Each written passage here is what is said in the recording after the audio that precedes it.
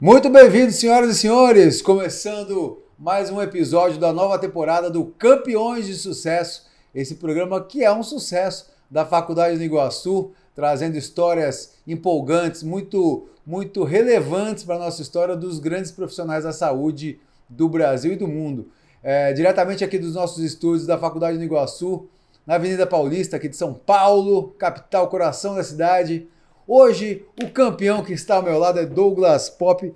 Bem-vindo, meu irmão. Tudo bem? Porra, obrigado. Com certeza, tudo bem. Você? Obrigado pelo convite. Valeu. Feliz de estar aqui. Valeu. A gente conversa tanto no bastidor, né, Douglas? Às vezes a gente se encontra em eventos e tal. O papo vai tão longe. Agora, tendo um podcast, né, um programa como esse, dá para eu traduzir, contar a sua história de bastidor para quem está em casa. Eu quero aproveitar e pedir para você se inscrever aí no canal da Faculdade do Iguaçu no YouTube, ativa o sininho, manda seu comentário, porque eles fazem questão de responder, né? Porque é legal esse contato, né? Como que é a sua relação com os seus alunos, com o público, até com mídia social? Você gosta dessa interação? Com certeza, quando a gente decide atuar como professor, né? Naturalmente você deseja fazer essa troca o tempo todo com os alunos, os estudantes, as pessoas que se interessam por aquilo que você produz, você fala. Então é sempre bem-vindo, né? Todo tipo de comentário, até as críticas, né? Porque às vezes a gente precisa de algumas reflexões aí. Entendi. Vamos começar do começo, Douglas. Você nasceu onde? Eu nasci em São Bernardo, na maternidade, né? Então, meu registro é em São Bernardo, mas eu sempre morei, né, minha infância toda em São Paulo. É por isso que você não tem o São Bernardo, né? Porque São Bernardo tem uma arrastadinha no R ali, não tem? Bastante. Hoje eu convivo muito em São Bernardo, trabalhei por mais de 15 anos em São Bernardo, convivo com as pessoas lá, mas não ganhei o sotaque, não. O R não me pegou, não. Foi criado em São Paulo mesmo? Sim, na Vila Prudente, aqui Legal. em São Paulo. Próximo ali ao crematório da Vila Zelina, tal, naquela região. Casado? Casado. Há quanto tempo? No papel vai fazer aí, foi 2012, vai fazer 12 anos esse ano. Qual o nome da sua esposa? Mônica. Mônica, ela trabalha com o quê? Ela não é professora também, não? Não é professora, isso não ia dar muito certo, ia dar conflito, então tinha que ser de outra área. Ela fez ciências da computação. Que legal. E ela trabalha hoje com administrativo, nos ajuda na empresa, inclusive, no marketing. Tá, bacana. Aí eu queria começar então, assim, como é que foi? Você hoje trabalha, obviamente, tem sua formação, especialização, tudo focado em treinamento, educação física e tal. Como é que foi esse gosto pela educação física? Foi na infância? Foi naquela história que, pô, a gente tá na escola, e eu era apaixonado na aula de educação física, mas não era porque a gente sempre tirava 10, porque antes era 10, né? Educação física era 10, só de participar. Mas eu gostava do jogo, gostava de aprender as regras do basquete, de ter aquela ação. Com você foi a mesma coisa? Sim, de certa forma eu tenho uma influência importante na família. O meu avô jogou futebol. Naquela época a gente não poderia dizer profissionalmente, mas teve um pouco desse contato. Meu pai também. Então eu sempre estava envolvido com esporte de alguma forma na minha infância, né? Como eu fiquei muito com os meus avós logo no começo, na primeira infância, eu tive um contato muito forte com esse lance de futebol, ir em jogos, campo. Então isso acabou me aproximando, né? E aí já na escola, tendo mais contato com outras modalidades, isso me fez me interessar por coisas além do futebol, né? Embora tenha jogado por times da escola ao longo de toda a jornada. Você jogou? Até o ensino médio. Que posição que é a sua?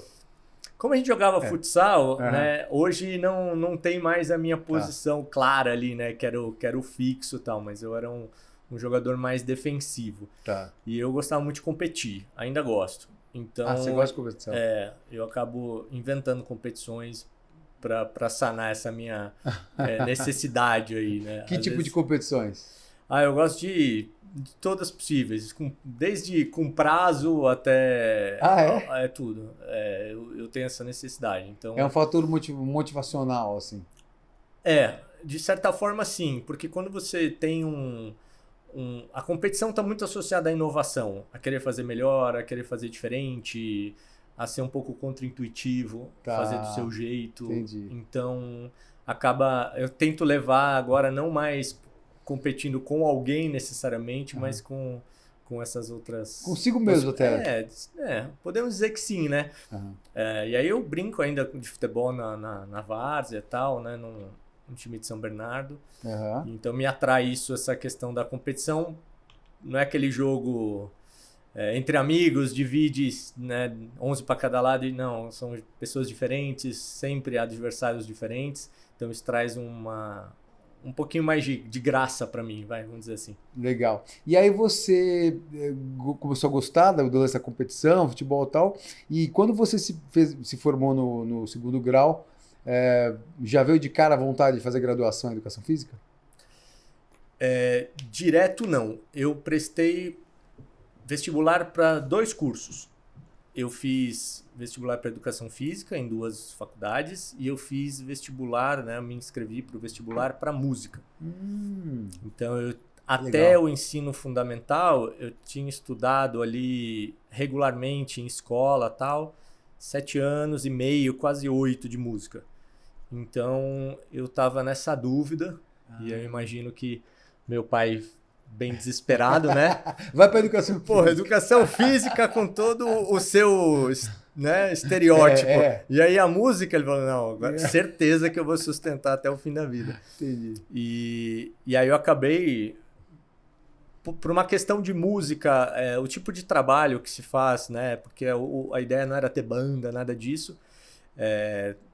A graduação de música você não precisa estar, né, nesse meio, você vai trabalhar com outras coisas, mas acabei optando por Educação Física e eu acho que fiz a coisa certa e mantenho a música como hobby. Que legal. E você aprendeu instrumentos lá? Você fez o quê? Conservatório, alguma coisa desse tipo? Não? Eu fiz aulas em escolas, tanto escolas formais quanto professores particulares.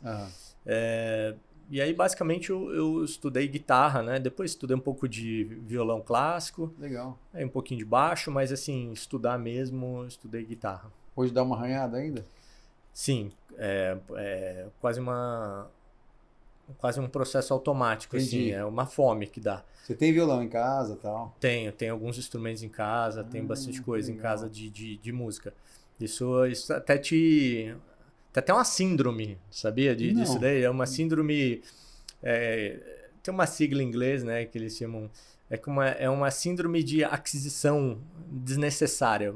Na verdade, isso é uma brincadeira, não necessariamente um quadro clínico, mas uma síndrome de aquisição. Então, um pedal novo, uma pedaleira, um instrumento novo, tá, você vai comprando mesmo sem precisar. Entendi. E aí isso aí te pega. Imagina. Isso aí te pega. E me Vai pega guardando. também. Mas como eu sou muito pragmático, assim, eu evito. Mas enfim, tenho bastante coisa em casa dessa parte, sim. Que Gosto legal. bastante. Eu toco uma bateria também. Eu tenho uma bateria em casa, mas ela tá só criando poeira mesmo, assim, porque realmente quando é gostoso, né? Faz parte da vida, né? Sim. Mas agora, música eletrônica, você gosta assim também? Não? Gosto de algumas formas de música eletrônica. Tá. Porque a música eletrônica, quer queira ou quer não, ela tá muito direcionada a treinos, né? Tem muitas aulas que usam música eletrônica e tal. Você já fez alguma... Você já digamos, criou algum conceito de aula, de treinamento específico com a música? Fez esse tipo de criação? Não. Juntando com a Educação Física, não. Entendi. Eu fiz algumas composições minhas aí em homenagem, vamos dizer assim, mas não puxei isso para Educação Física, não. Entendi. Agora, quando você entrou na faculdade de Educação Física, né? Era o que você esperava? Assim, assim, eu lembro que quando eu entrei, caiu anatomia e eu fiquei camelando ali, mas depois eu fui aprendendo muita coisa e abriu minha cabeça. Eu não fui sabendo o que eu ia ter ali. Como é que foi com você? Teve isso também, mas o que aconteceu, muito curioso, vou imaginar que as aulas, claro, começam ali em fevereiro, e nas férias de janeiro eu tive contato com um primo meu que estava no 3º ano de Educação Física. E ele estava com alguns materiais do curso, nessa viagem que a gente fez para o sítio e tal. E ele estava com um livro de fisiologia do exercício, do Powers. E naquele momento eu peguei, eu falei, pá, deixa eu ver que história é essa aqui, né? E só folheei. E eu falei, cara, isso aqui se estuda na educação física, esse negócio de fisiologia, não sabia obviamente o que era, mas até eu tive aula disso um pouco no ensino fundamental, no ensino médio, mas falei, cara, isso aí não é coisa de médico, né? Daquelas... Aí eu falei, pô, aí que eu fiquei amarradão. E inclusive eu tive um livro de fisiologia antes de ter a própria fisiologia, né? Por ter virado esse clique aí, total. Entendi. Total. E aí te trouxe o que você trabalha basicamente hoje, né? Exatamente. Só que um ponto que você falou que é legal é que o curso que eu fiz, que foi na Universidade Metodista, ele tinha uma grade curricular muito que a gente chama de biologicista.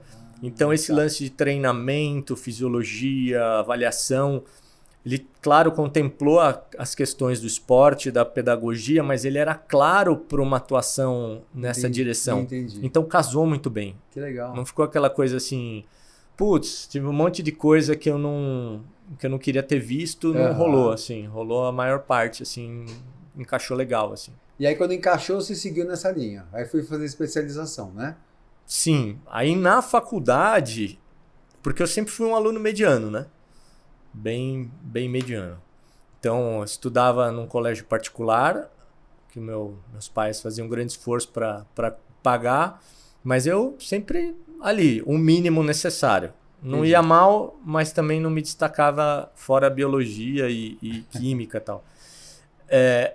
E aí, na faculdade, que eu me deparei com essas coisas, aí eu virei uma chave e eu virei nerd, assim, tipo, não é que, nossa, falou a máquina de estudar, não é isso.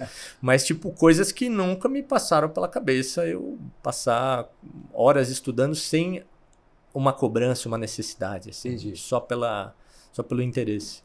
E aí, nesse meio do caminho, você para pensar em outra profissão ou outro ramo de atuação dentro da educação física, ou foi sempre certeiro ali na sua área? Olha, eu sempre tive certeza absoluta que eu não iria trabalhar em escola nem com criança. Tá. Criança na sua concepção. Quando eu entrei para trabalhar, porque o meu sonho na educação física era ser preparador físico para o esporte. Queria trabalhar com esporte de rendimento. Mas isso não pré-educação física, vivendo o curso, me engajando com as coisas. Entendi, se interessou. Exato.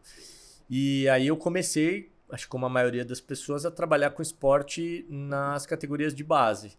Mas aí a gente já estava falando de 14 anos para frente, então pulava essa minha questão com não querer trabalhar com educação física escolar nem criança. Entendi.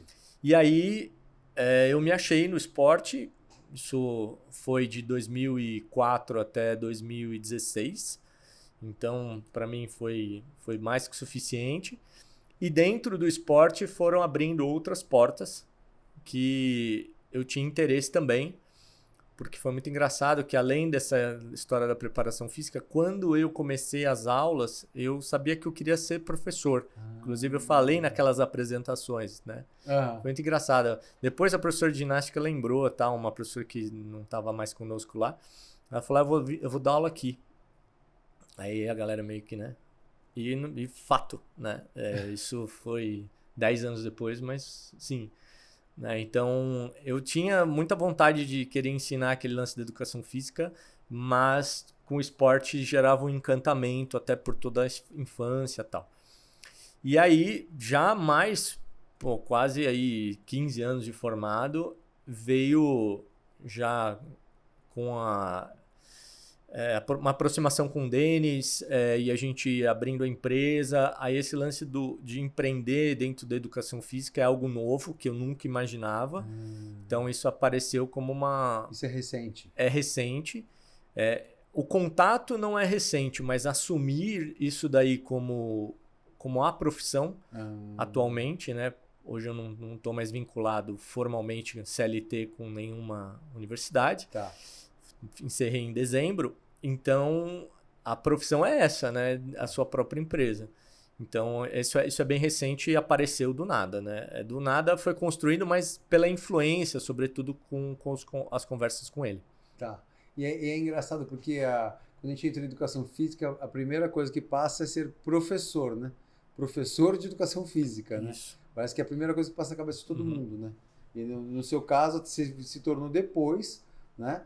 E como que é? Você tem algum professor, que sempre lembra de algum professor especial, você lembra de algum professor que te marcou a sua história? Sim. O curioso é que ele não me deu aula. Tá. Quando eu estava para me formar, ele entrou. Eu tive bons professores que fizeram o conteúdo ser muito bem construído, administrado, né? Que transformou essa experiência como enxergar um professor universitário. Mas o Ailton Figueira Júnior, ele foi um professor que ele fez um pouco de... Outros professores já faziam isso, mas não dentro da sala. Ele foi o primeiro que trouxe assim, olha, a gente também produz conhecimento, a gente faz pesquisa. Entendi. E eu falei, puxa, esse negócio de fazer pesquisa é um negócio engraçado. Eu também quero fazer. Uhum. Só que eu falei isso antes de me formar. Então eu fui me enfiei, fiz de um jeito ali que eu consegui fazer um primeiro trabalho científico sem nenhuma orientação. Não tive nenhuma orientação. Né? Não sei, essa história ela é engraçada, mas eu já estudava bastante a questão de testosterona. O meu TCC foi com isso na faculdade, eu adorava isso, mas eu queria saber a resposta aguda, como é que a testosterona se manifestava nos treinos de musculação. E eu falei, eu quero medir isso. Entendi. Aí como você quer medir isso? Não é assim, né? Aí eu fui lá, bati num laboratório de biomedicina da universidade, que era num outro campus, tá? Me apresentei para uma professora, falei, você não me conhece, mas eu quero fazer isso aqui, você me ajuda? E sem orientador, sem nada, eu fui atrás de comitê de ética, custo, aí consegui fazer um trabalho que avaliava a testosterona antes, durante e depois do treino de musculação. Depois a gente até virou um trabalho científico. Eu queria saber, porque eu fiquei curioso agora sobre esse trabalho. Então, e aí, o que rolou, Juliano? A gente mediu, conseguimos os voluntários, passou no comitê de ética da faculdade, aprovou. Tá. A biomedicina assumiu o custo, porque tem um custo de kits grande ali, porque eram várias medidas em várias pessoas. Eu organizei a experimentação, eles coletaram o sangue, analisaram, aí eu recebi esses dados e eu tinha que analisar. E aí eu falei, como é que eu vou analisar isso? Eu sabia fazer média no Excel, mas eu via que tinha umas coisas estranhas nos artigos que eu lia. A Nova Two-Way. Eu fiquei, pô, isso aqui... Aí o detalhe é que não tinha YouTube. Como é que você vai aprender? É livro, mas o livro te ajuda a calcular na mão. E aí foi um sofrimento, porque não tinha quem me ajudasse ali naquele momento. Então foi meio na raça isso foi obrigando um autodidatismo ali legal. E aí, aí que eu conheci esse professor e já com os dados na mão, ele me ajudou a interpretar, a publicar, a fazer análise.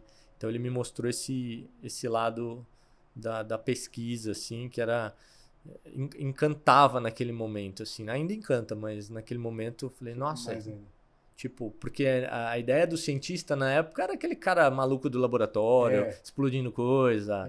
Falava cientista, você pensava, não, sei lá, não, Einstein. Mas não naquele cara que poderia produzir ciência, mas ainda não se chamando de cientista, né? Porque isso é muito da química só, não exato, da fisiologia. Exato, né? O que te vem na cabeça é um laboratório de química, né? É bem isso aí mesmo. E aí, é engraçado, como você falou, né? Não tinha fonte de pesquisa, né? Isso foi em que ano, mais ou menos? Isso foi entre 2003 e 2004. Tá. E aí, e você, como é que foi o resultado? Quando você viu o resultado, você falou assim, cara, pô, consegui concluir um projeto na raça. Eu imagino a satisfação que você teve com isso, né? Foi muito legal, porque, assim, apresentar o TCC com esses dados realmente atraiu bastante curiosidade na faculdade. Depois, com esses dados, esse professor que já tinha muito engajamento com pesquisa e tal, virou o ano, ele falou, cara, vamos submeter isso para um congresso? Eu falei, pô, claro, vamos, tal. Mas vamos mandar para o Colégio Americano de Medicina do Esporte. Eu falei, como assim? Caramba, que legal. Ele falou, vamos lá. E aí a gente submeteu esse trabalho pro colégio americano e foi aprovado. Nossa, que demais. Para ser apresentado no formato de pôster, claro. E aí quando chegou o e-mail de confirmação, eu falei, caramba, velho. Nossa, que coisa. Tipo assim, 22 anos, assim, né? Com prática na área já, porque trabalhava com esporte e musculação, mas era um mundo absurdamente novo ali, né? Era um teste também seu, né? Isso virou um teste depois. Ah, tá. Virou um teste bem, bem engraçado, assim. Por quê? Por que aconteceu? Agora vamos lá apresentar. Você vai? O professor falou, vou. Então, vamos junto. E aí foram passando os meses, tinha que comprar passagem, reservar hotel, e o congresso é sempre no final de maio, na última semana de maio. Ia ser em Denver. Tá. E aí, beleza. Foi chegando em fevereiro. E aí, vamos, não vamos? Não, vamos.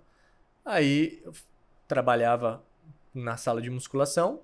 Tinha um cliente personal já e trabalhava com esporte. Que academia você trabalhava? Eu trabalhava lá em São Bernardo, numa academia na Anchieta, chamada Italy. Tá. E depois abriu uma unidade em Santo André, São Caetano, mas era bem na Anchieta ali já, depois do centro de São Bernardo. Tá. Depois assim, né? De São Paulo, São Bernardo. Uhum. Se não, voltando. E aí, o esporte era uma grana muito pequena. Pagava só o meu transporte. E a sala de musculação, uma grana também pequena, e um cliente de personal. E aí eu ia compondo essa renda que nem de longe daria para eu custear algumas coisas. E aí meu pai pagou a passagem para eu ir para Denver. Só que qual passagem eu ia comprar? Não, olha, eu vou nesse voo aqui, ó. No voo da Continental, tal. Pô, show de bola. Comprei aquele voo, né? Pô, perdido, ia ser meu pai lá, né? Um guia ali, né?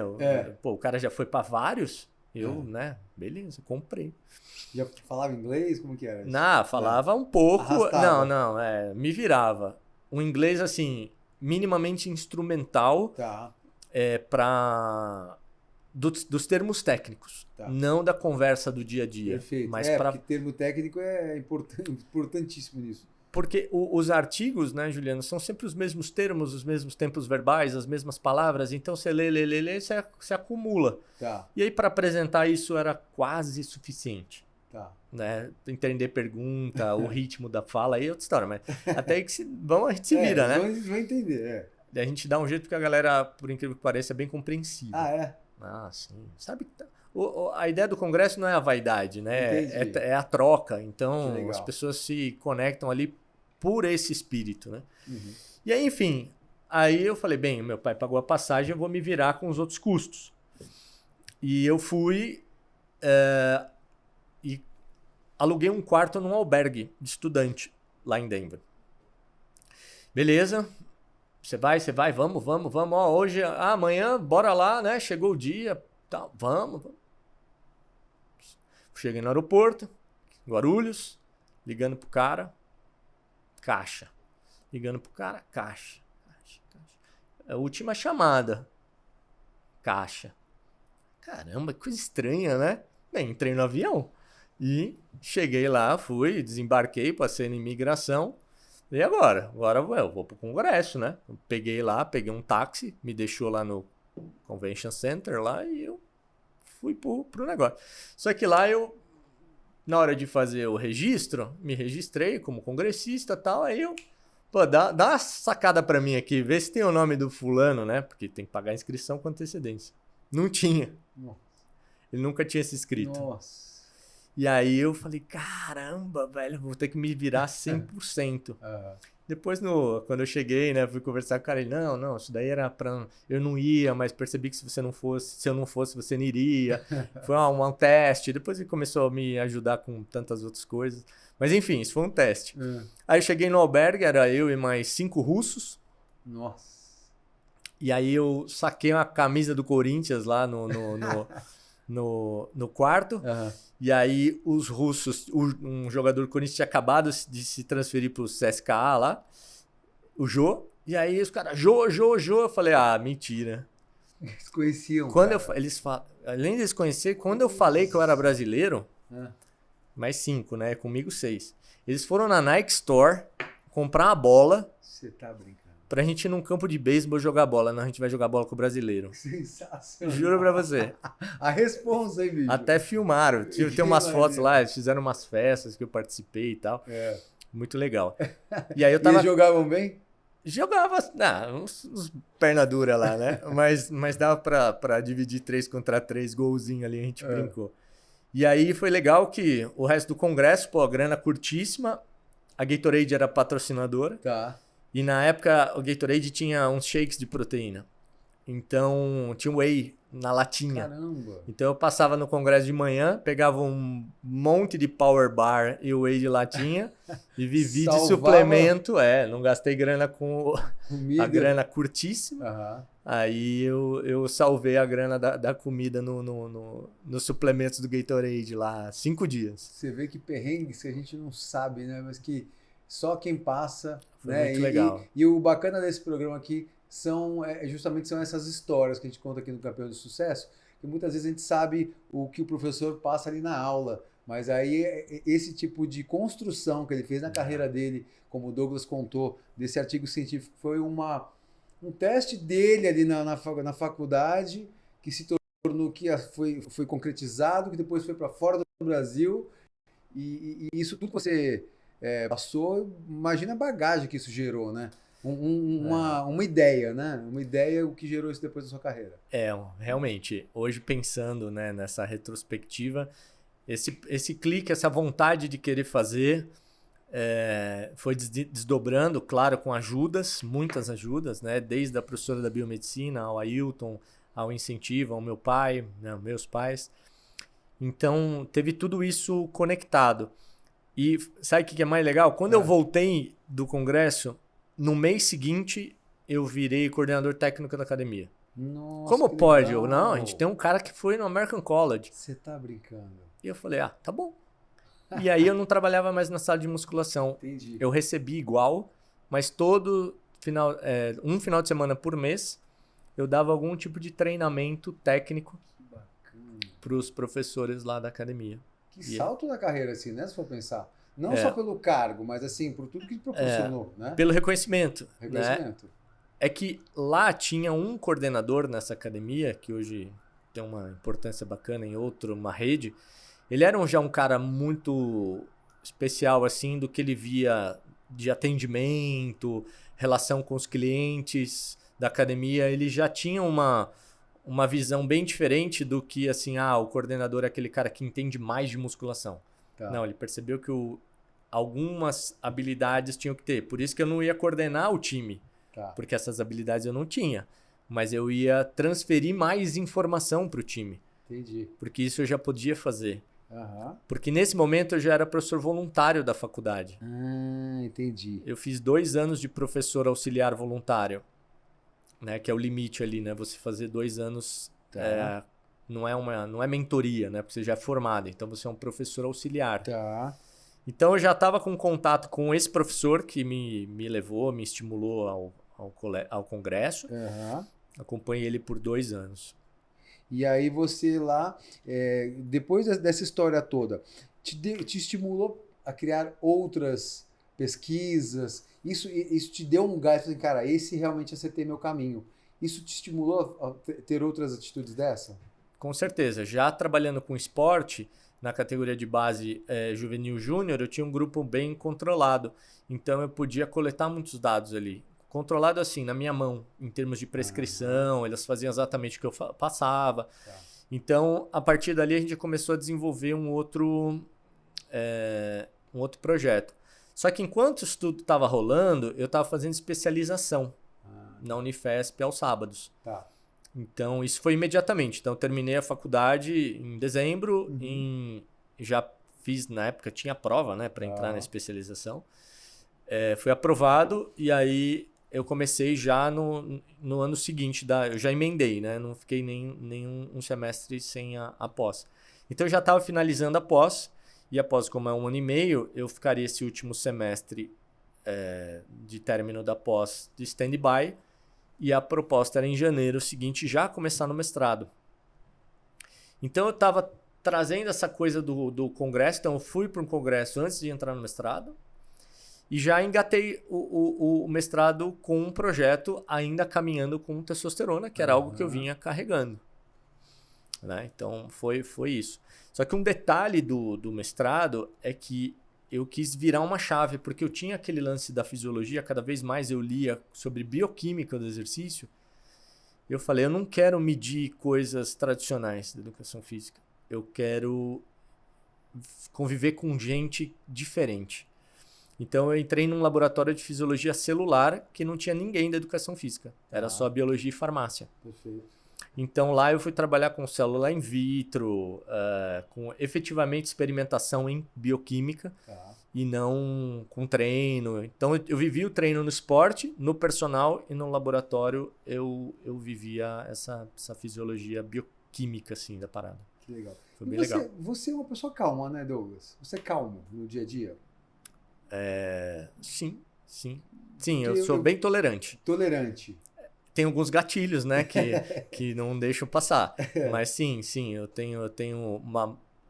na verdade, eu tenho uma força pessoal com bastante destaque. Resiliência, talvez. Isso, mas a mais forte é a moderação. Ah, perfeito. É tudo moderado, não é nem muito, nem pouco. Fica meio flat, sabe? Legal. A galera que me conhece assim sabe que... mesmo na Disney não sai pulando, mas também no enterro não tá dormindo. Não tá aos prantos, então é meio... Você é meio analista, você gosta de analisar as situações, assim? Tem um traço analítico mais forte. Tá. Tem um lance de impulsividade com algumas questões, sim, mas pelas classificações mais normais, assim, mais genéricas, sim, mais analítico, com mais conscienciosidade, mais traço de planejamento, de regra, obedecer autorregras. Você gosta da disciplina? Sim. Tá. Tive uma disciplina muito forte, né, na infância, sim. Com seus pais? Com meus pais e com meu avô também. Meu avô iugoslavo. Que legal. Então, assim, né? Nem eles sabem direito de onde eles vêm. Aliás, Pop é de lá, é isso? Tá. Hoje seria talvez a Macedônia ou a Sérvia, enfim, mas era algum canto ali. Eles não sabem direito de onde eles vieram. Tá. E era aquela coisa assim, tipo, vou sair 5 minutos eu volto. Já olhava no relógio. Porque 5 minutos não são 6. Entendi. Tá combinado. E era muito rigoroso. Falasse 10, então. Exato. Entendi. E com a minha mãe, meus pais e também com ele, o lance da palavra era muito forte. Perfeito. Porque isso era a forma como você se compromete com o outro. Então, isso acabou gerando uma série de desdobramentos, né, que hoje me geram conflito com algumas pessoas. Sim. Tal, A palavra hoje não tá valendo muito, né? Não é que é uma crítica, né? Mas hoje nós somos mais flexíveis, né? Sim. Então, eu precisei ter outras convivências. Perfeito. E o esporte tem alguns rigores, assim, alguma forma de tratar rigorosa com disciplina também. Então, quando você fala de rendimento, eu trabalhei com adulto masculino, então tinha o rigor do próprio método do treinamento. Então, isso vinha fortalecendo aquele DNA lá de trás, sabe? Mas eu precisei até passar por uma série de reflexões para entender que nem todas as pessoas são assim, nem todas as pessoas tiveram essa mesma educação, ou o mesmo traço, ou o mesmo DNA, e aí, claramente que não. Então, eu precisei... Isso veio com conversas com pessoas diferentes de mim, que acabaram trazendo, né, algumas reflexões. Eu luto um pouco com isso. Assim, Todos temos essas lutas, né? Sim. Cada uma de um jeito. Eu só estou contando a minha, sim, é verdade, perfeito. Exatamente. E me diz uma coisa, e aí você então se tornou professor voluntário na faculdade, é isso? Na faculdade. E ali que foi a primeira aula sua, você lembra até hoje? Lembro. Lembra? Lembro. Como é que foi? Lembro. Eu preparei alguns materiais, eu fui dar aula daquilo que eu estudava no projeto, que no futuro eu acabei tendo que mudar, porque me vetaram, falavam que esse projeto não era do meu tamanho, e aí quanto mais falavam isso, mais, né, você já imaginou. Então eu falava, foi de células satélites, como o treinamento de força ativava as células satélites. Foi em 2006. Caramba, que legal. 2006. E você saiu satisfeito? Não. Por quê? Não. Isso é uma coisa que Era uma aula presencial, né? Era uma aula presencial. Tá. Eu me preparei, como fui comunicado que seria, para usar imagens, slides. Então eu recortei muita coisa, eu coloquei muito no PowerPoint do que eu queria. E eu cheguei lá, a sala não tinha. Nossa! Então eu tive que trabalhar com a lousa. E eu não estava preparado para desenhar tudo aquilo que eu queria mostrar. Muda seu plano total. Então, assim, pensando que eu tinha poucos recursos eu mesmo, né? Menos habilidades, poucos recursos e tal. Acabou sendo uma experiência mais travada. E também eu passei por um processo no começo também de muita vaidade no papel de professor. Porque não é que eu queria me mostrar, mas eu queria mostrar para as pessoas que tinha uma coisa muito maior. E que tinha muito mais do que a gente falava na sala. E que eles poderiam buscar muito mais. Então, se eu mostrasse isso, as pessoas iam se interessar. Só que tinha um rebote. Quanto menos as pessoas entendiam o que eu falava, menos elas se engajavam. Isso é natural. Mas quanto mais esforçoso é uma tarefa, ou mais esforçosa ela é, maior a sua taxa de abandono. Então, assim, a galera ia vazando, né? Falando, o que esse cara tá falando? Não tô entendendo porra nenhuma, vou embora. E aí teve esse lance. Eu achava que as pessoas iam ter a mesma curiosidade que eu sobre aquilo. Então, essa era a vaidade. Não era uma vaidade de, porra, os caras vão achar que eu sou ferrado. Tal. Entendi. Não era isso, nunca foi. Agora, porra, se eu mostrar que tem uma coisa incrível, a galera vai gostar. E eu falava aquilo, e eu vivia um laboratório de fisiologia celular. Porra, eu entrei lá, não sabia ligar o microscópio. E do nada você tem que fazer tudo no laboratório de fisiologia. Não é fisiologia do exercício, é celular mesmo. Você tem que medir as coisas, comprar, pedir reagente, fazer nota de compra. A minha orientadora era muito rigorosa. Entendi. E ainda bem, agradeço ela até hoje, tenho um ótimo relacionamento com ela, faço questão de estar próximo dela. Que legal. Porque ela fazia a gente passar por tudo. Você vai comprar, você vai aprender, você vai aprender como paga, como você dá baixa no projeto, como analisa. Se você não sabe, você vai no laboratório de alguém aprender. Entendi. E depois você tem a obrigação de ensinar aqui. Então tinha esse rigor, eu tinha que fazer 20 horas de laboratório por semana. Caramba. Ela não dava mole. E ainda bem. Então eu aprendi muita coisa que quando eu leio alguns artigos e vejo algumas pessoas falando na rede social, eu penso assim, né? Se esse cara soubesse como mede, ele não falava isso. Entendi. Olha que Se ele soubesse a diferença da qualidade dos tipos de reagente para fazer essa medida, ele não falava isso. Então, esse lance de passar por tudo, aprender a analisar tal, você ser responsável. Pô, na minha defesa, os caras perguntavam coisa da bula dos reagentes. Eu falei, não, isso não é brincadeira, vocês estão me amassando aqui. Então, foi muito bacana assim, essa vivência. Então, também minha primeira aula no laboratório, né? Fiquei lá um tempo, uma semana só observando. Ela falou, agora você já pode começar a trabalhar. Falei, porra, legal, vamos começar a fazer as paradas de ciência. Então, agora você vai fazer o curso de lavar louça. Porque as louças do laboratório, você tem que lavar. É muito técnico, talvez, essa lavagem. Exatamente. Porque você tem que garantir que você não tem resíduos para reuso, mexer na autoclave, aprender a esterilizar, etc. Depois você vai ser promovido para mexer com o biotério, para trocar o rato de caixa. E aí que vem, né, uma parceria que você precisa. Eu tô casado há 12 anos, mas junto há 21. Caramba, que legal. Então, porque quando você entra no laboratório e você tem os ratos lá para cuidar, a gente não pode esquecer que o rato come no carnaval, no Natal, no Ano Novo. Ele não tem feriado, né? Não dá para falar, segura a onda aí, amanhã eu vou. Que coisa. Então isso tudo levava um engajamento ali do time, né? Não só eu, do time todo do laboratório.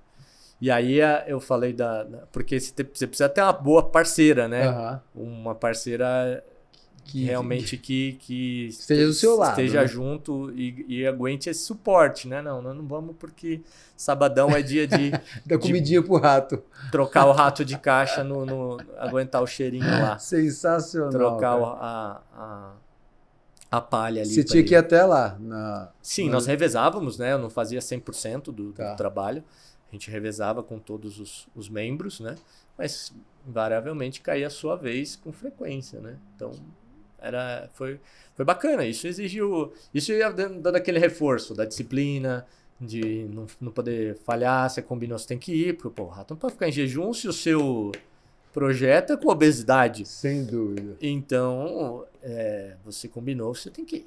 Tem que seguir aquele protocolo. Então isso ia gerando esses reforços assim para mim, né? Que coisa. Foi legal, o laboratório foi uma grande... Então eu lavei bastante louça para aprender. E mesmo fazendo... Esse era engraçado. Porque mesmo fazendo numa universidade particular, que eu pagava mensalidade, tinha esse rigor, e depois de ter passado por tudo isso, agora você vai fazer uma prova do laboratório. Para você começar a fazer.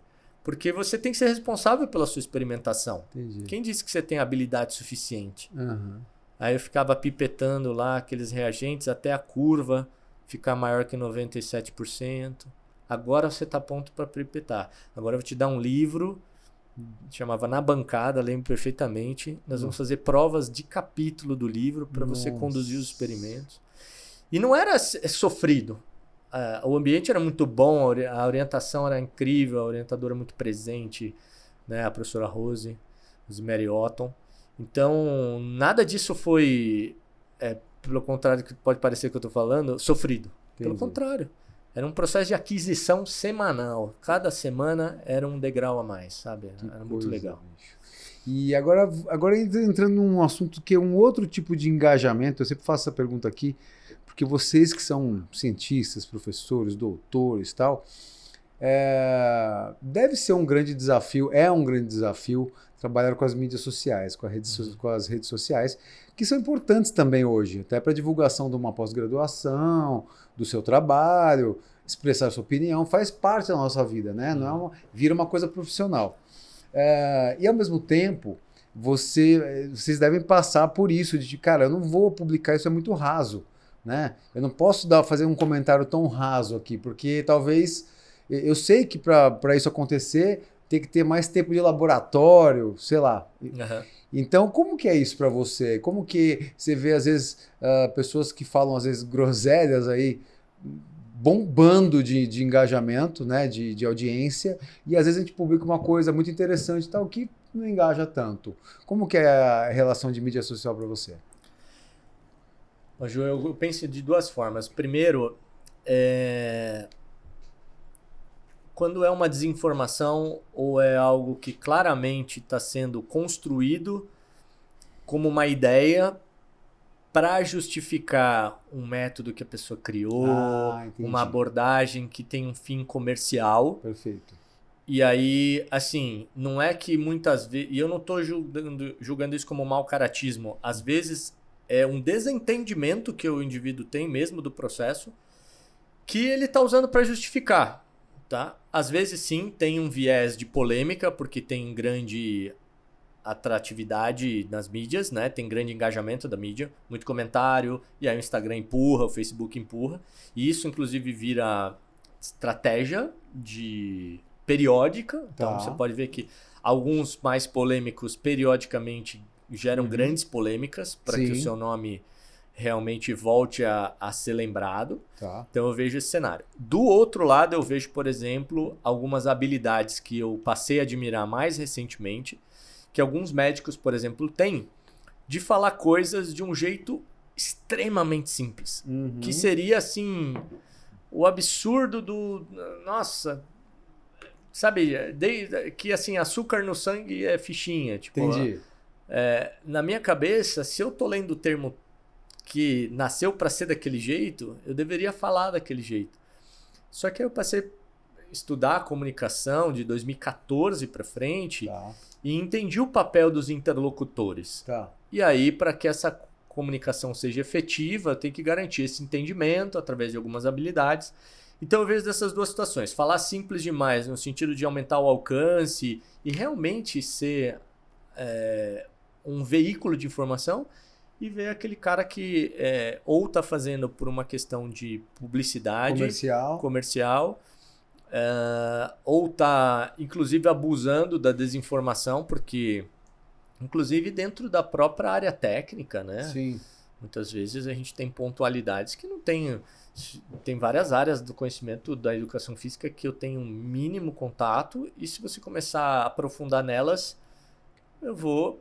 É que eu tenho o primeiro passo é a dúvida, né? Eu duvido de tudo. Então, beleza, eu vou falar, deixa eu ver, depois te falo. Mas aquele que não tem, ele vai falar, porra, esse negócio faz todo sentido. Né? Então, isso acaba trazendo convencimento. Então, eu vejo esses dois lados. Tá. Para essa finalidade de comunicação, né? Hoje eu tento ser mais simples e tentar lembrar que, assim, quem é a minha... Entre aspas, não vou querer ser tão marqueteiro, mas quem é a minha persona ali do outro lado, com quem que eu tô querendo falar? Então, o que ela estuda, qual a profundidade que ela se engaja e tal, e aí eu tento fazer uma equação nisso daí, e tentar, sim, cada vez mais ser simples, Legal. mas não no sentido de distorção da coisa. Aliás, vamos ver se a gente aumenta a nossa audiência aqui agora. Pedi para o Edgar exibir um vídeo aqui. Vamos levantar essa audiência? Vamos lá. Ixi, Maria. Fala, galera. Fala, Juliano. Douglas, surpresa. Obrigado pelo convite, Juliano, para falar sobre o Douglas. É um grande prazer falar sobre ele, cara. Porque eu conheço o Douglas desde 2004, que ele estava no último ano da faculdade. Passamos a trabalhar juntos na universidade em 2010 e desde 2014 nós somos sócios.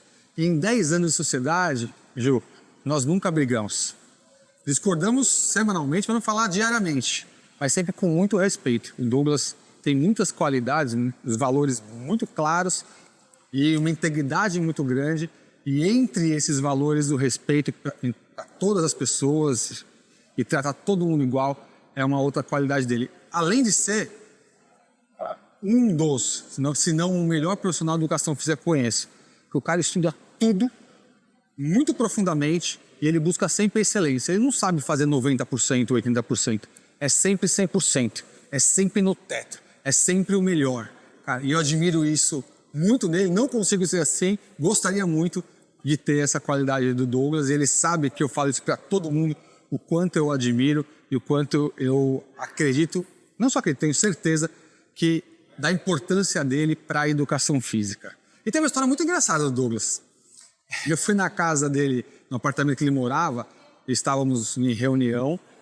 Terminando a reunião, fui usar o banheiro, cheguei no banheiro, tinha um artigo científico. Eu voltei, falei, Douglas, acho que você esqueceu alguns artigos lá no banheiro. Ele falou, não, deixa lá mesmo.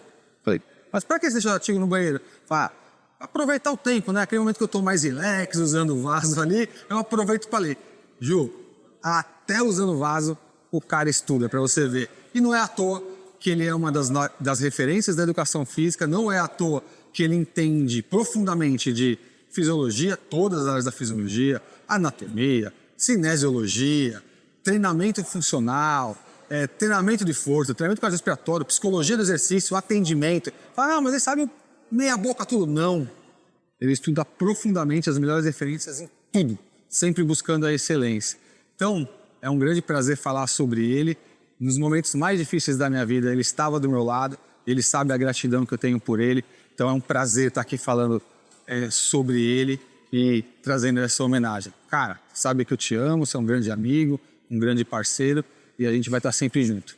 Grande abraço, ótimo podcast para todos e tamo junto. Bom, tá aí Denis Foschini, também um dos grandes nomes da educação física no Brasil, tanto ele quanto você. Sempre quando eu cito o nome de vocês, sempre tem algum amigo meu, colega, cara, adoro o trabalho deles, eu já assisti uma aula, eu assisti não sei o quê. Queria que você falasse do Denis, a sua relação com ele, há quanto tempo vocês se conhecem, claro. E quer dizer que você estuda até no banheiro, hein, bicho? Não, essa época já passou. Essa época de... Agora eu trabalho de casa, vivo em casa, não, agora não preciso mais disso daí. Mas sabe por quê? Porque tinha meta. Tá. Eram X artigos por semana, então tinha que bater a meta. E aí se não batesse, dobrava. Disciplina. Enfim, exato. Cara, o Denis... bem, vou começar por partes. tem uma coisa que eu me formei, eu tava me formando e ele já fazia professor voluntário lá na Metodista e ele tava sempre, 1 ou 2 passos na frente. Então, assim, ele não foi meu professor na faculdade como professor voluntário, nem já como contratado por uma questão de tempo. Talvez 6 meses ou 1 ano. Mas ele vivia já na Metodista como docente nesse meu final. Então, eu tinha contato com ele sempre vendo assim, beleza, esse cara nunca me deu aula, não sei se ele é um cara, bom pra caramba, sei lá. Mas ele tá sempre 2 passos na minha frente. Tá. Então eu sempre fui atrás do Denis. Entendi. Aí cuidado com o jeito que você escuta, tá? Aí cada um pensa do jeito que quiser, tá? Mas eu sempre segui os passos. Então, dele. assim, a pós-graduação, eu não sabia que ele tinha feito lá também, na Unifesp, eu fui saber depois, mas isso coincidiu. E quando ele já estava terminando o mestrado, eu estava começando a pós. E aí eu sempre falo, esse cara estava terminando o mestrado, vou ver como é que é. Aí eu ia prestar um mestrado e já estava no doutorado. Então eu quero ver onde é que é. Então, a carreira dele acadêmica foi uma trilha muito boa para mim. Então ele, deixou uma espécie de rastro que eu fui seguindo também. Então, cada um no seu tempo. Ele foi muito rápido algumas coisas, né? Eu tinha mais o meu tempo ali para acontecer. Então ele sempre foi uma referência, não dentro da sala de aula, mas o caminho que ele trilhou era um caminho que eu também queria trilhar. Tá. Então ele já estava dando aula, falou, esse cara fez isso e está dando aula, era a parada que eu falei que eu queria. Tá. Então acho que o caminho é esse. Então ele, além disso, ele foi dando alguns reforços, né, para mim, esse é o caminho, porque tô fazendo e tal, indiretamente. E aí tinha umas conversas paralelas, né? E ele tem um papel muito grande na minha vida, na abertura de oportunidades. Por exemplo, na própria Metodista, a minha entrada foi substituindo ele quando ele vai viajar para o pós-doutorado. Que coisa. Então, como ele ia ficar alguns meses fora, precisava de um professor substituto. Então, eu entrei como professor emergencial. Vai lá, dá essas aulas e aí, se der certo, você fica. E aí, acabou dando certo, beleza, fiquei. Mas, por hora, tinha prazo de validade. Então, era isso. Então, já de cara tem esse lado. Nessas interações que ele teve nesse pós-doutorado, e aí ele vai falar melhor, ele trouxe conhecimentos que eu não fazia a menor ideia que existiam. E eu, como sou contra-intuitivo, resistente, duvidoso, falei, não, isso é bobagem, cara. E aí fui resistente, ele, não, beleza, tal, ele já tinha algumas habilidades ali que ele desenvolveu, então, beleza, tá aqui, depois você dá uma olhada, tal. E isso foi o gatilho para eu caminhar na área que eu escolhi para fazer, que é a psicologia do exercício. Sem isso, eu talvez nunca tivesse descoberto a psicologia do exercício. Entendi. Né? Quando ele trouxe o modelo transteórico para a gente estudar e tal, e isso não tinha nada a ver com nenhuma relação nossa, escritório, empresa. Era 100% colega de faculdade ali, colega de profissão e tal. Então teve isso. Na pós-graduação foi a mesma coisa. A minha primeira aula na pós foi de preparação física para o esporte, que era uma aula que, assim, como ela fazia parte da musculação, não era mais desejada pelos professores. Do tipo assim, a galera quer falar de hipertrofia, treinamento, emagrecimento, que é o que o personal trainer tá buscando, né? Vai falar de preparação física, potência no esporte. Nem trabalha com esporte, vou assistir essa porcaria aqui. E aí ele falou, você trabalha com esporte e tal, vai dar essa aula aí. E aí eu fui. Numa aula que foi um dia só. Teve outras. Teve a graduação, teve essa, né? Participações no ENAF, JOPEF, esses eventos. Com certeza eu devo a ele por lembrar do meu nome, dividir as coisas dele comigo, né? Tipo assim, vou dar uma palestra, você vai comigo, a gente faz meio a meio. Coisas que ele estava abrindo as portas para que eu pudesse participar mesmo, como é da natureza dele. Mas daí virou amigo mesmo. Generosidade. Sim, até esse momento, aí nesse ponto já.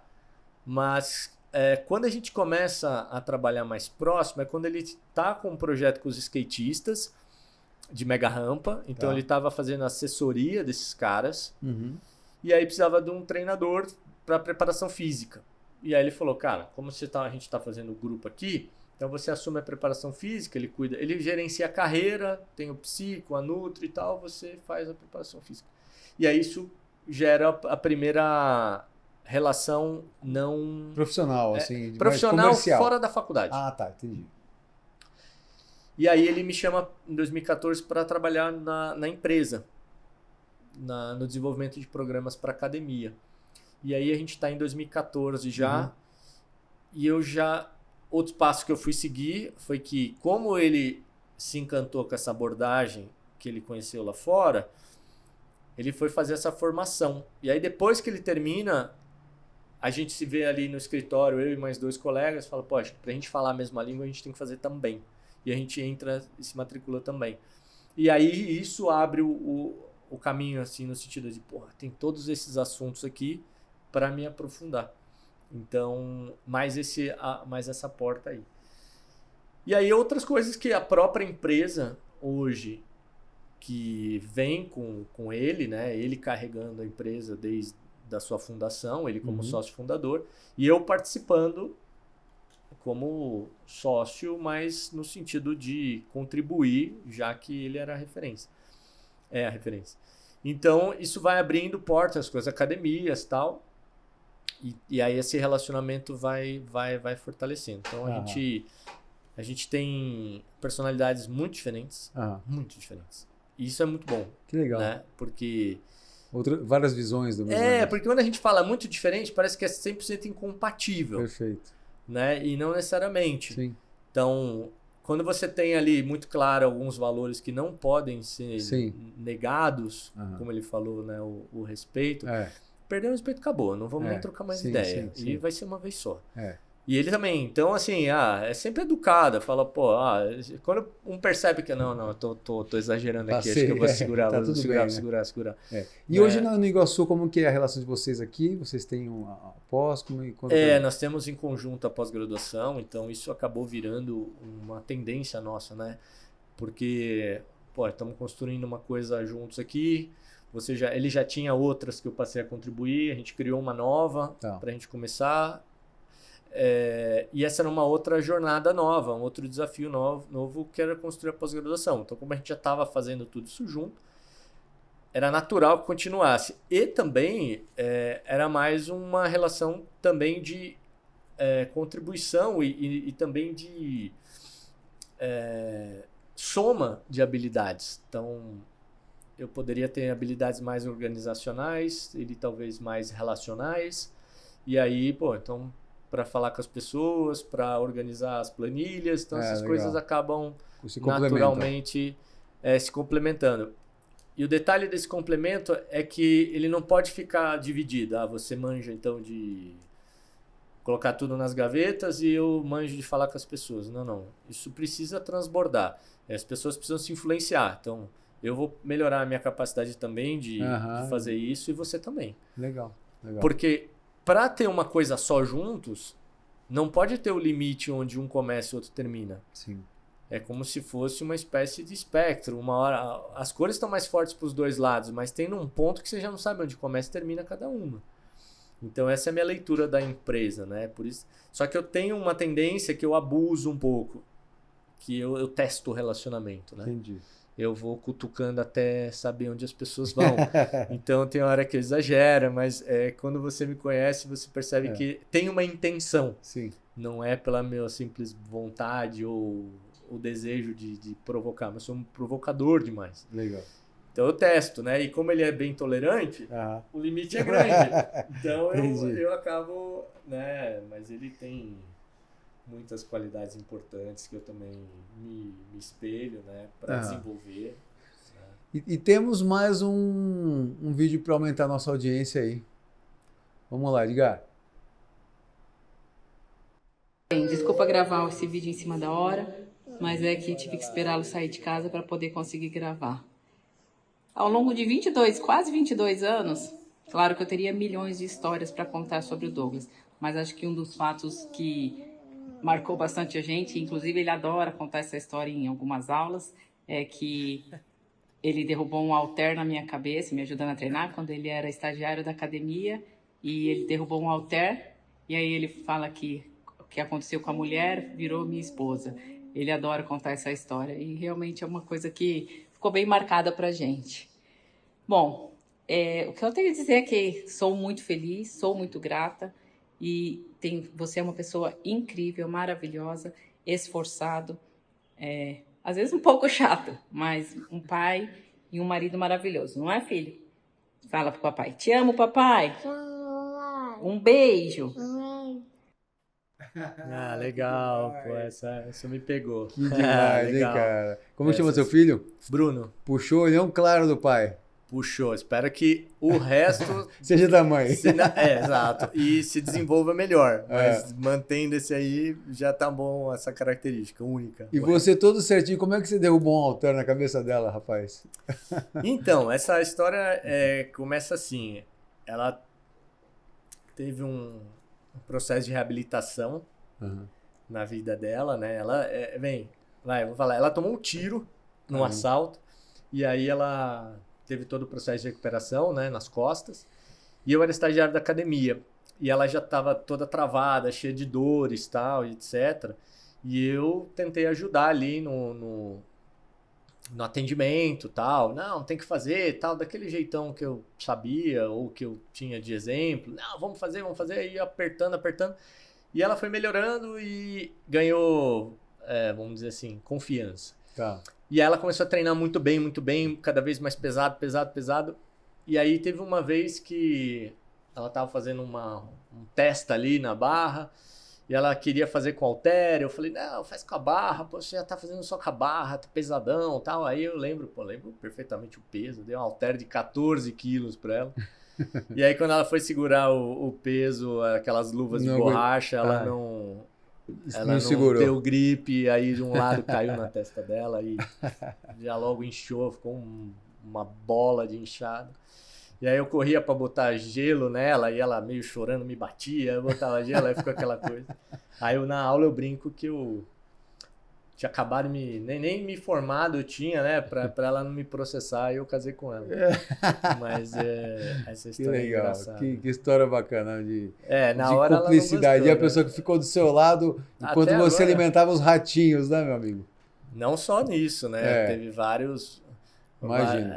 Várias situações que ela... Ainda hoje, né? Assim. Para que eu desenvolva várias coisas, ela tem que abrir mão de várias coisas. Desafios da vida, né? Para que eu tenha liberdade, tempo, possa viajar nas aulas. Agora eu viajo muito pouco, mas teve um ano na pós-graduação que eu viajei 28 finais de semana. Caramba. E aí isso tudo era uma necessidade, mas também era uma coisa importante na minha carreira. Só que isso gerou, né, um certo desgaste ali, né? Que, pô, não é pra isso que a gente casou. E era muito recém-casado. Entendi. Porque eu precisava dessa grana pra pagar as compras, Lógico, né? lógico. Então aí você vai lá em casa, lá eu te falo, ó, esse sofá tem 3 aulas, esse aqui tem 2. Porque foi tudo assim. Legal. Mas a parceria Cara, que história bacana, Douglas. Estamos chegando ao fim aqui do programa, mas eu queria te fazer uma pergunta assim, o que mais te empolga, né? Porque você é um cara muito disciplinado, como você falou, muito analista, né? Tá sempre assim, ao invés de muito ou pouco, eu fico aqui na média, né? Posso dar um tiro aqui para cima, mas eu vou segurar aqui porque tá tudo certo aqui. Tem alguma coisa que te estimule, que te empolgue muito, assim? Sim. Na parte profissional, novidade. Então, tipo, eu tô correndo... E não é uma coisa nova, revolucionária. Não, um grãozinho à frente só o que aconteceu. Pô, tem alguma coisa nova. E o novo não precisa ser recém-descoberto, pode ser nova para mim. Tá. Como foi toda essa questão da psicologia. Hoje eu leio textos que faz, né, nós temos mais de 50 anos atrás. Porque é novo. Então tem esse lance, essa necessidade de novidade, que hoje é reconhecido como uma necessidade, ou está em processo de reconhecimento, como uma necessidade psicológica básica. Tá. A gente precisa disso como um circuito. né, neuronal aí para a gente se manter engajado em várias coisas. Então, essa novidade, assim, aprender coisas novas me encanta bastante. Eu acho que isso vem muito da música também, sabe? No laboratório as pessoas falavam muito isso. Nossa, tudo você fala de fração, tudo você fala de tempo, né? Então isso tem muito esse caminho, sabe? Esse lance, essa interconexão das coisas. Então eu tenho esse lance de meio moderado, eu repito muito, tipo, sabe? Você vai num lugar, você gostou, vou nele várias vezes. Legal, entendi. Até eu conhecer outro. Eu sei que isso parece um pouco contraditório com o lance da novidade, mas uma vez que é novo e eu gostei... Você eu tá seguro ali. Exato. Tem um traço genético aí muito forte de não ser muito... ser muito pouco ousado, ser muito pouco... Sabe, esse lance de... É uma leitura que faz de mim, né? Não sei o quanto isso também é bom, é correto. Mas esse lance de ser ousado, de arriscar e tal, não é muito pra mim, não. Eu tiro um pé quando o outro tá bem firme. Douglas Popp, meu irmão, parabéns pela sua história. Cara. Que legal conhecer melhor os bastidores. Com certeza tem muita coisa, daria para 5 horas de podcast aqui, mas te agradeço de verdade. Quero que você fale um pouco das suas frentes de atuação, tanto aqui da Uniguaçu, quanto do seu trabalho com o Denis e tal. Bacana, aqui, né, no Iguaçu nós temos, eu e o Denis, a coordenação do curso de hipertrofia e emagrecimento, que é um curso que está aí na sua 3ª turma agora, vai efetivamente na 2ª, mas vai começar aí logo a nova turma para esse comecinho de ano. É um curso que está incrível, uma oportunidade que nós somos muito gratos, que a Faculdade Uniguaçu trouxe para nós, abriu esse espaço para a gente. Então, é um curso que está desenhado com muita atualidade no mercado e com muita experiência prática dentro das academias, tanto minha quanto do Denis. Então, desde o treinamento até marketing, vendas, motivação, biomecânica, está contemplando tudo. E aí nós temos a nossa empresa, que hoje tem um produto que vai ser lançado daqui 15 dias, oficialmente, dentro de um grupo fechado para o primeiro lançamento. Mas ele é um produto que foi desenhado com muito, muito carinho e precisão, e que a gente tem certeza absoluta que vai mudar o atendimento nas academias no Brasil. Bacana. E com acesso bem facilitado. Num método muito inovador de desenvolvimento, aprendizado, treinamento. Então, a gente está nesse projeto muito forte nos últimos 2 anos. Tá? Agora, no último ano, muito dedicado. Então, cada um com as suas funções, mas muito dedicados. Então, essas são as 2 frentes. A empresa com consultoria em academias e o lançamento do nosso produto. A pós-graduação e aí também tem os projetos particulares aí, né? Os meus projetos que eu pretendo lançar esse ano com relação à metodologia de emagrecimento e tudo mais, que é o que eu uso como personal ainda. Eu ainda atuo como personal, mas com uma dose bem pequena, poucos clientes,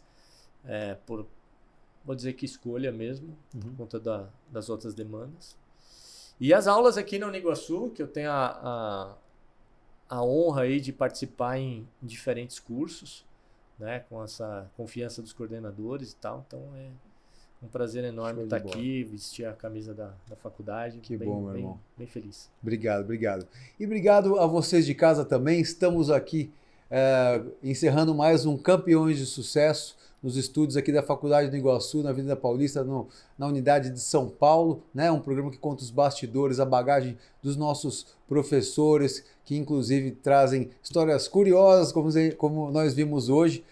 Peço para você se inscrever no canal aqui da Faculdade do Iguaçu, né? Ativar o sininho, mandar seu comentário. O programa toda terça-feira à noite ao vivo aqui para vocês, trazendo muita informação. Douglas Popp, semana que vem temos outra fera como essa. Obrigado, até semana que vem. Tchau.